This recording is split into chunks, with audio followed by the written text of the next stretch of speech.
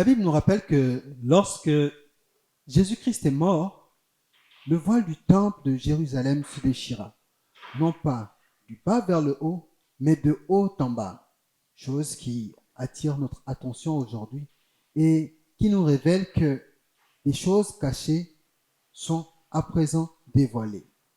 Notre leçon de cette semaine, la leçon numéro 10, est titrée « Jésus ouvre la voie à travers le voile ». Et nous recevons ce matin Naomi. Bonjour Naomi. Bonjour William. Et nous recevons également notre cher ami Léopold. Bonjour Léopold. Bonjour William. C'est encore un plaisir de te retrouver ici. Également moi. Alors, Jésus ouvre la voie à travers le voile. Notre verset mémorisé tiré du livre de Hébreux 9, verset 24 nous dit ceci. Car Christ n'est pas entré dans un sanctuaire fait de main d'homme en imitation du véritable, mais il est entré dans le ciel même afin de comparaître maintenant pour nous devant la face de Dieu. Ce verset est assez intéressant, mais nous n'allons pas nous arrêter dessus. Nous allons d'abord essayer ensemble d'analyser le titre de cette leçon. Jésus ouvre la voie à travers le voile. Que peux-tu nous dire là-dessus, Léopold? Merci beaucoup William pour la question. Jésus ouvre la voie à travers le voile. Il s'agit de quelle voie? La Bible nous dit que Jésus-Christ est la vérité, la vie et le chemin ou la voie. Donc nous ne pouvons pas aller au Père sans passer par Jésus-Christ. Parce qu'il est notre intermédiaire. Il est notre pont entre nous et Dieu le Père. Naomi, qu'en penses-tu? Christ, en tant qu'avocat, il est venu en fait réconcilier non seulement l'homme avec Dieu, mais aussi l'homme également avec lui-même. C'est un peu ça ce que je peux dire du titre d'aujourd'hui. D'accord. Jésus-Christ ouvre la voie à travers le voile. C'est une image assez intéressante. Nous savons que le voile était dans le temple et que l'accès à une certaine partie du temple était proscrite à tout le monde, sauf au souverain sacrificateur. On aurait pu avoir donc le statut de sacrificateur, mais ne pas accéder à ceux qui se cachaient derrière le voile. Mais aujourd'hui, lorsque Jésus nous ouvre la voie à travers ce voile, qu'est-ce que cela nous donne? Qu'est-ce que cela nous montre? Merci beaucoup William. Alors, je voudrais partir d'abord en parlant de le voile sur les différents compartiments que nous avons dans la maison. Dans une maison, nous avons la chambre, nous avons le salon, nous avons les douches, etc. Et parfois, on utilise des voiles pour cacher certaines choses. Et maintenant, dans le sens spirituel, Jésus-Christ, dans le sanctuaire céleste, nous savons que le sanctuaire était composé par trois parties, principalement. On avait le parvis ou la cour, on avait le lieu saint et le lieu très saint. Maintenant, entre le lieu saint et le lieu très saint, il y avait une voile qui séparait. Et c'était seulement au souverain sacrificateur le rôle d'accéder au lieu très saint. Et ça, c'était fait une fois par année pour aller faire son service. Donc, il fallait une préparation pour le souverain sacrificateur aller servir. Et donc, avec Jésus-Christ, avec la mission de Jésus-Christ, nous n'avons plus besoin de tous ces systèmes de rites, toutes ces traditions, lavement de péché, ceci, cela, parce que Jésus-Christ, maintenant, il est notre médiateur. Il fait le rôle de sacrificateur, mais il fait aussi le rôle de souverain sacrificateur parfait. Parce que les sacrificateurs et les souverains sacrificateurs avaient besoin de confesser leurs péchés. Ils étaient hommes et chairs, comme vous et moi. Ils avaient leurs faiblesses. Bien sûr. Mais Jésus-Christ n'avait pas de faiblesse. Il a vécu sur cette terre, il est passé par les mêmes épreuves que nous traversons aujourd'hui, mais il a tout surmonté pour la gloire de Dieu. Naomi, il y aura quelque chose pour toi qui serait intéressant à nous dire par rapport à cette question? Pour ma part, je peux dire que Christ, de par son sacrifice à la croix, est venu en fait est venu nous alléger en fait ce poids-là qu'avaient nos parents de l'époque. Quand je parle de nos parents de l'époque, je fais juste allusion à Israël. Et on voit toutes les étapes par lesquelles ils passaient, tout juste pour un simple, excusez, juste pour un simple pardon de péché. Il fallait non seulement passer par des sacrifices d'animaux, Mais moi, je me dis qu'aujourd'hui, si moi j'étais à cette époque, cela aurait vraiment pesé pour moi. Cela, non seulement il y aura eu un budget financier, parce que de nos jours, en tout cas, on ne va pas se mentir, acheter un mouton, c'est vraiment tellement cher que moi, je me dis peut-être que mes péchés seraient un lourd fardeau pour moi à porter si j'étais à l'époque des enfants d'Israël. Ok. Et Christ, il est venu et il a enlevé ce poids-là en moi, c'est-à-dire, quand je veux être pardonné par lui, tout ce que j'ai à faire, c'est venir à ses pieds, sincèrement, je viens et je demande pardon. Et par sa médiation, je me sens aussitôt pardonné par Dieu lui-même. Ok. William, si vous me permettez, c'est très important ce que Naomi a dit, parce qu'avant le sacrifice de Jésus-Christ, les gens étaient obligés de passer par un système de tradition et de rites. Je me souviens qu'en regardant des documentaires, il y avait des gens de croyances où les gens se lapidaient, les gens se fouettaient pour avoir le pardon de ses péchés. Les gens payaient aux leaders religieux et d'autres allaient confesser leurs péchés, leurs fautes envers une autre personne. Et moi, je me demande, vous confessez vos péchés devant une autre personne, est-ce que c'est parce que lui il est le plus saint ou pourquoi? Mais à travers le sacrifice, à partir du sacrifice de Jésus-Christ, William, je n'ai plus besoin de venir vers vous pour confesser mes péchés, pour que vous me pardonniez. Maintenant, Jésus-Christ est en train de faire le travail parfait, parce qu'il est le sacrifice parfait. Il est en train d'intercéder pour tes péchés et pour mes péchés. Ok. Donc, en fait, cela nous permet d'entrer plus facilement dans la présence de Dieu. Exact. Voilà comment le psalmiste, dans le psaume 42 au verset 2, selon la version Louis II, nous dit ceci. Mon âme a soif de toi. Mon âme a soif de Dieu, du Dieu vivant. Quand irai-je et paraîtrai-je devant la face de Dieu? Donc, c'est un nouveau système d'adoration dans lequel nous sommes entrés. Nous ne sommes plus dans ce système d'adoration où les enfants d'Israël devaient venir 3 fois par an à Jérusalem pour faire des sacrifices pour la fête de Pâques, la fête des tabernacles, pour la fête des épis, et ainsi de suite. Donc nous voyons que les choses ont évolué. Les choses ne s'arrêtent plus. Alors donc comment nous, à notre niveau, pouvons-nous nous approcher au plus près de Dieu? Il faut d'abord comprendre, pour ne pas être peut-être long, la mission de Jésus-Christ sur terre. Sa naissance prophétique, sa vie sainte, sa mort innocente et sa résurrection glorieuse. Ce n'est pas seulement sa résurrection, mais son ascension. Tout cela, ça a un impact sur notre salut. Jésus-Christ, il est le pont entre nous et Dieu. Je ne sais pas, Naomi, parmi les voyages que tu as effectués, je ne sais pas si tu as une fois visité le pont San Francisco. Le pont San Francisco sert, en fait, ça lie deux territoires, 2 portions de terre. C'est ça le pont. Et sans un pont, ça serait vraiment très compliqué de traverser. Que ce soit la mer, un fleuve, il y a des ponts chez moi au village. Et là, vraiment, pour traverser sur la mer, c'est très compliqué. Mais maintenant, lorsque vous avez déjà un pont, et un pont solide, maintenant, l'accès d'un lieu à l'autre, c'est fait beaucoup plus simple. Et Jésus-Christ n'est pas un pont, disons, terrestre, n'est pas un pont fait de matériel et tout ça. Il est le parfait, il est l'intermédiaire. Je n'ai plus besoin de me tracasser la tête. Maintenant, Jésus-Christ, il plaide pour vous et pour moi. Ok. Il a la solution à tous nos problèmes alors. À tous nos soucis. D'accord. Donc à ce niveau, nous devons l'adorer. Et comment devons-nous l'adorer?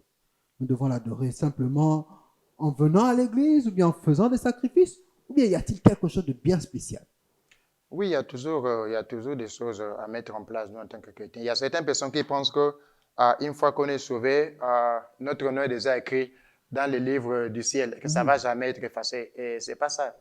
Le salut, c'est quelque chose qu'on doit, je ne voudrais pas dire travailler, parce que le salut, c'est par la grâce, mais c'est quelque chose qu'on devrait garder.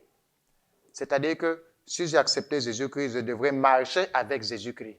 Je devrais prier, je devrais étudier ma Bible chaque jour afin que l'Éternel puisse toujours me garder dans son livre de vie, si je peux le dire ainsi. Donc nous, en tant que chrétiens, nous ne devons pas être orgueilleux. C'est-à-dire que puisque je suis déjà sauvé, je viens déjà à l'église, c'est fini. Non. Il faut que je marche avec Jésus-Christ. Et Jésus-Christ a des règles. Jésus-Christ a des commandements. Jésus-Christ a un style de vie que moi, en tant que son disciple, je dois adopter pour arriver au ciel par sa grâce. Ok. Je dois Marcher avec Jésus-Christ. marcher avec Jésus-Christ. Est-ce que lorsque je marche avec Jésus-Christ, l'avenir pour moi est incertain ou bien mon avenir est sûr? Oui, je crois que l'avenir est certain. Pourquoi? Parce que je dois faire d'abord une comparaison entre Léopold avant Jésus-Christ et Léopold après Jésus-Christ.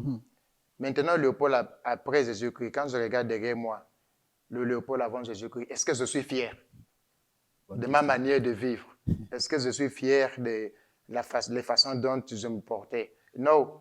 Mais maintenant, quand je me vois avec Christ, j'ai de l'espoir. Oui.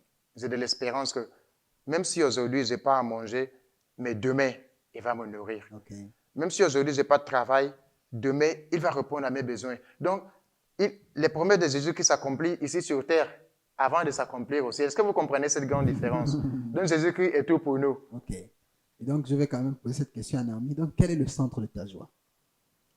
Pour moi, le centre de ma joie ne peut être que Christ. Le centre de ta joie ne peut être que Christ. Oui, exactement, parce que si aujourd'hui, même si je suis présente avec vous, c'est grâce à lui. C'est lui qui a eu à me donner le souffle de vie ce matin. C'est lui qui a eu à me donner la santé ce matin. Je ne vois pas quelle est cette personne humaine comme moi qui a pu me donner toutes ces choses-là si ce n'est pas Christ. Donc pour moi, le centre de ma joie, je l'affirme que c'est Christ lui-même. Ok. William, une chose peut-être, le fait que Christ soit avec moi et que je sois dans la masse chrétienne, cela ne va pas dire que j'aurai une vie de rose. Tout ira bien. Jésus qui nous a déjà averti dans la parole de Dieu, dans la Bible, que vous allez traverser des difficultés, des épreuves. Je vous avais été, raison pour laquelle on devrait toujours être connecté à sa parole pour savoir ce qui nous attend et pour être prêt et marcher avec lui. D'accord. Donc, en fait, nous devons tenir ferme, nous devons tenir bon. Exact. Le chemin ne sera pas facile. Nous allons traverser des épreuves. Nous allons passer par beaucoup de difficultés. Mais nous devons toujours fixer les regards sur Jésus, qui est le dispensateur de toutes choses. N'est-ce pas? Alors, voilà encore quelque chose d'intéressant donc, qui me vient à l'idée. On nous dit dans des livres qu'il y a des hommes qui se sont donnés pour idée de créer un robot qui allait porter notre foi à notre place. Et nous, on va rester tranquille à vivre notre vie normalement. Comment pouvez-vous penser à cela?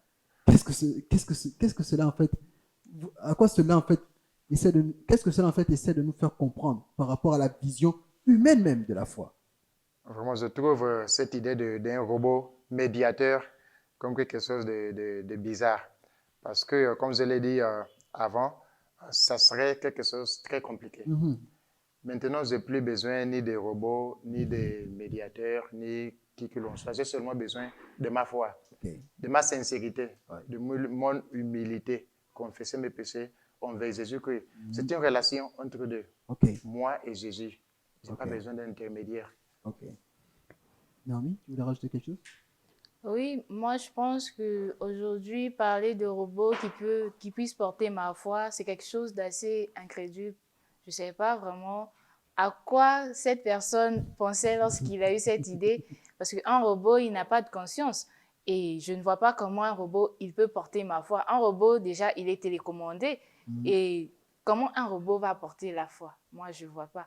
Or, la foi, elle doit se vivre à travers moi. Et moi qui suis humaine, qui ai une conscience, je ne peux que vivre la foi. Parce que la foi, elle doit se vivre de par les actes. Elle doit se vivre tous les jours. Et je ne vois pas un robot vraiment qui puisse porter ma foi. Pour moi, ça reste une idée tellement incrédule. Non, mais ce que vous venez de dire, c'est très important parce que lorsque je me laisse conduire ma foi par un robot ou par un être humain imparfait, pécheur comme moi, à un moment donné, je serai déçu.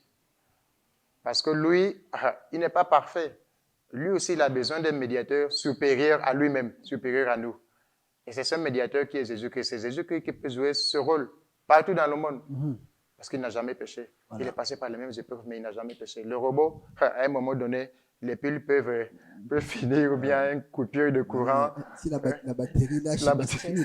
Donc c'est ça, Jésus-Christ est tout pour nous. Voilà.